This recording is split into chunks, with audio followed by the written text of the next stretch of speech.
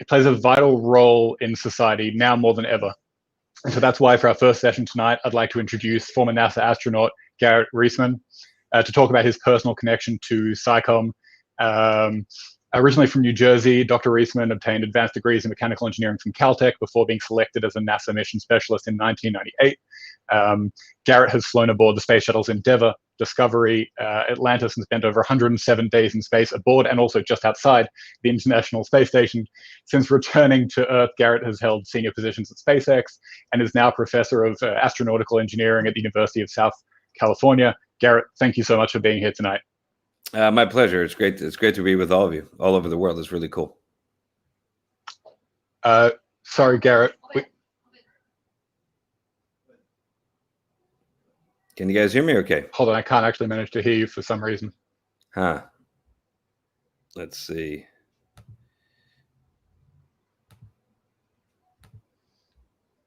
Sorry, everyone. We're just experiencing some technical issues.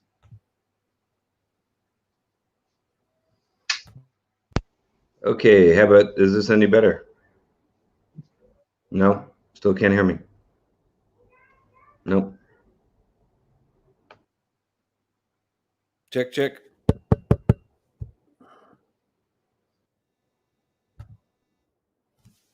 Sorry, I can hear you okay.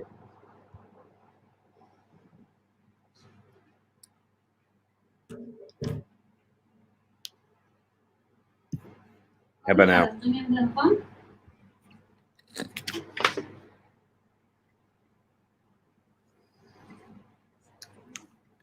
Okay, yeah, it seems like everybody out there can hear me. So I can, maybe you could let Kobe know that I can hear him. So if he just asks me a question, I'll just answer it, even though he won't be able to hear the answers. But anyway, it's very nice to be with everybody and have this important conversation about communicating with science and being able to communicate to the mass public about what's going on and all the challenges associated with that in today's world. So I know that's what this is all about. Okay. Yeah, I'm getting text messages to say everybody else can hear me. So I guess we just got to, maybe somebody could just take 2 cans and some string and connect this, give 1 can to Kobe and one to somebody who can hear me, and then talk over the string. Maybe that would work. No, maybe that's not such a good idea. Sorry, Garrett. For some reason, I can't hear you. Hold on 1 second. Okay. I could hear him just fine.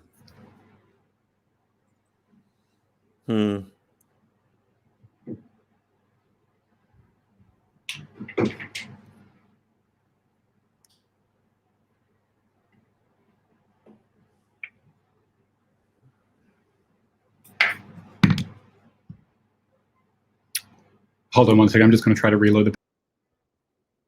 Okay.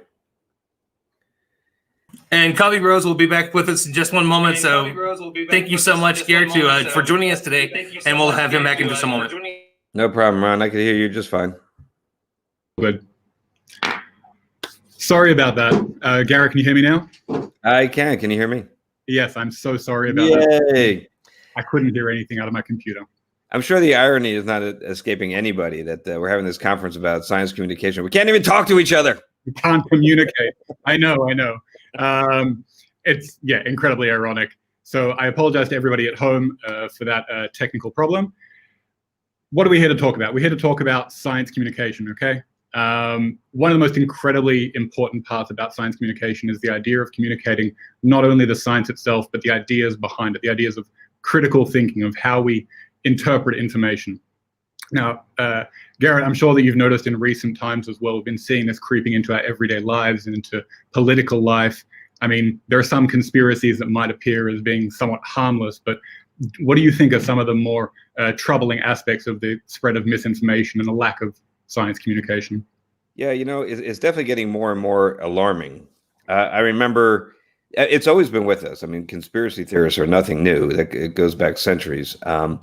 But when I first became an astronaut in the early days, it was mostly centered around people who thought that the moon landing was a hoax, and that we never actually went to the moon, and it was all soundstage in Hollywood. Ironically, by the way, it's really funny. I'm working on a TV show now called For All Mankind. It's on Apple TV, and where we have a soundstage in Hollywood where we fake moon landings. And I can tell you, it's really hard. And I'm the technical advisor, so it's my job to try to get it as realistic as we can. And we still mess it up all the time. And I keep telling the producers on the show that I will be very happy when people notice that we did something wrong. I hope that we make some egregious mistake, that we have something that's completely technically incorrect, and that people notice it. And by the way, that has happened. And I could say, so that I could just, I said, I'm all ready with the tweet. I'm going to say, see, even in 2021, we still, with all of our fancy visual effects that we have now and all of our computer technology and green screens and everything we have, we still can't fake a moon landing, So it's I used to find it kind of humorous, these people that thought that it was all a hoax and that it was fake. I was like, oh, isn't that kind of cute? And I used to almost take it as a compliment, because it told me that that what we did back in 1968 when we, 69, when we landed 2 men on the moon was so difficult to digest and so hard to believe that people are still having a hard time wrapping their head around this technological feat that was, borderline miraculous. I mean, it is pretty unbelievable. Yeah. Yeah. Do you think maybe? Sorry. Yeah, but the problem is now. So I used to take it. I also almost take it as a compliment. But the problem is now it's really gotten out of control, where there's so many different conspiracy theories now. In space exploration field, it's there's conspiracy theories that people think the Earth is flat. And that NASA is completely a government conspiracy, and that we didn't do any of these things. And the problem is it's even creeping over and it's becoming very prevalent in our political domain, because, and this is also not necessarily a new thing, but a lot of our political leaders are realizing that they can derive a lot of power and control over the population and political power by convincing people that their opinion is fact when it's not. And this is a very corrosive and dangerous thing. I mean, the big lie that politicians use to control and do terrible, terrible things. I mean, it's what Hitler did, is what Stalin did. This is not a new thing, but it's becoming more and more prevalent in democracies, and that is a scary, scary thing. So I no longer think it's cute. I think the points that you're raising are incredibly prevalent, especially nowadays. Do you think, though, that there are certain things that you've been able to do in your career at NASA, or NASA in general? Maybe there's been a switch in the mindset to kind of make these unbelievable things that are kind of disconnected from people's everyday lives more accessible, more humanized. Yeah, and so that is a good thing. So I think that we have done a better job of reaching out to a large segment of the population and communicating in less than esoteric terms, being able to communicate to a lay audience what we're doing and why it's important, and that's great. And we're getting much more savvy about it. And part of it, I think, started in at least in the space business. Part of it was started at SpaceX with the webcasts we were doing, were very entertaining and focused on communicating. Don't use acronyms. Don't let terminology be an obstacle to communicating the basic facts. And NASA has gotten much better at it too. If you look at NASA broadcasts, they're much more entertaining than they used to be, and that's a good thing. But along the way, we have to make sure that we don't dumb down the science and the fact, and that we still communicate the most important essence of what we're doing, and the scientific investigation that's its foundation. So it's a good thing that you bring up the scientific essence, because I wanted to talk to you a little bit about the way that you mentioned that you consult on For All Mankind, on a sci-fi show that describes this kind of future that we didn't really experience exactly, with humans living full-time on the moon. Tell me, what do you think is the importance of the relationship between science and science fiction? How accurate do things need to be? What are the real benefits from science fiction? Well, it really the benefit of science fiction is in its ability to inspire and imagine a future that we can then go off and create. Because before you could just go ahead and develop a new technology or a new tool, somebody first has to imagine it, what it looks like, what it could do. So there is this creative element that is necessary before we do anything that's truly innovative. In the world of engineering and technology development. So a lot of times that innovative spark comes from fiction. And, whether that be Jules Verne, who thought that, we can launch people into space from Florida, that would be a good place to do it. He put that in a novel way before anybody started breaking ground at Cape Canaveral, right? So somebody, and another great example is 2001, A Space Odyssey, where Kubrick put in there astronauts using this crazy tablet that they would be able to touch, and it was like a computer screen that was mobile, and you could hold it like a book, and that ended up, now we have iPads, and so a lot of times the things that you see in fiction, and whether that be in literature and in movies, eventually end up being the inspiration for the engineers to actually make it real and actually turn it into real things. So and vice versa. The person that was the creator of this show, For All Mankind, he also created Battlestar Galactica, the new reboot that you might have watched that series.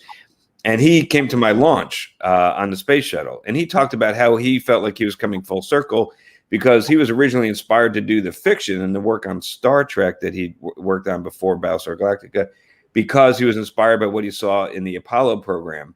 And so science exploration fact inspired him to create better fiction, and then the fiction inspired us to do better jobs. So there's definitely an interplay there, which is very interesting.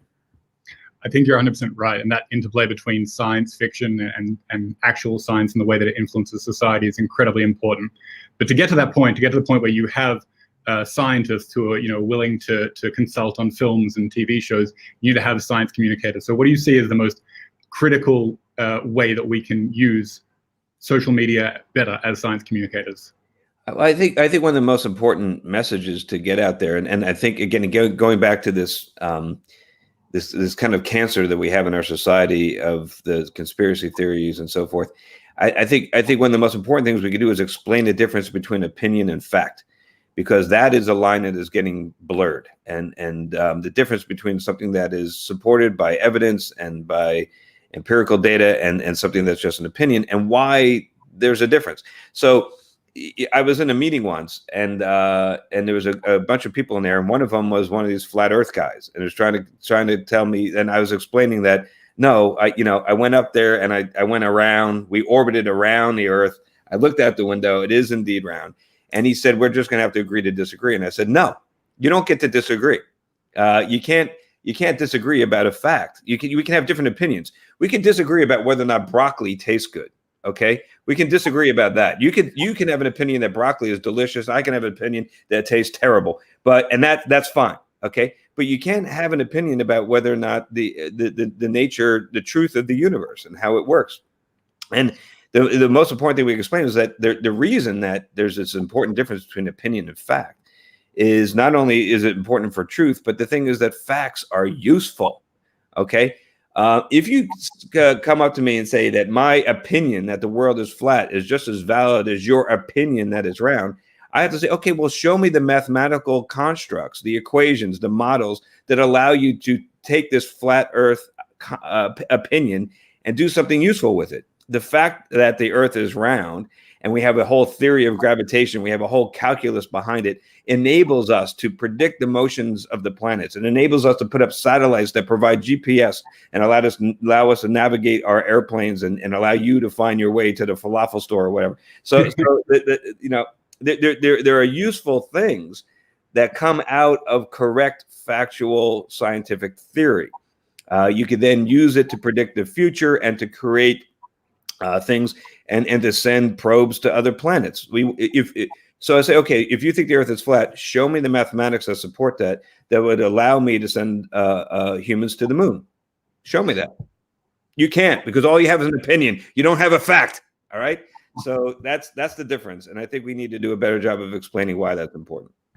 Garrett Reeseman, thank you so much. You're 100% right. People need to understand the difference between a theory scientifically and a theory in a colloquial sense. I wish we had more time to talk about this, but we're very limited on time tonight. Thank you again so much for joining us, and I hope you'll agree to come back for next year's conference. I'd be happy to do that. It was very nice talking to you. Thank you. Same here. Thank you very much. All right. We'll be back in just a moment for me to introduce you to our next speaker.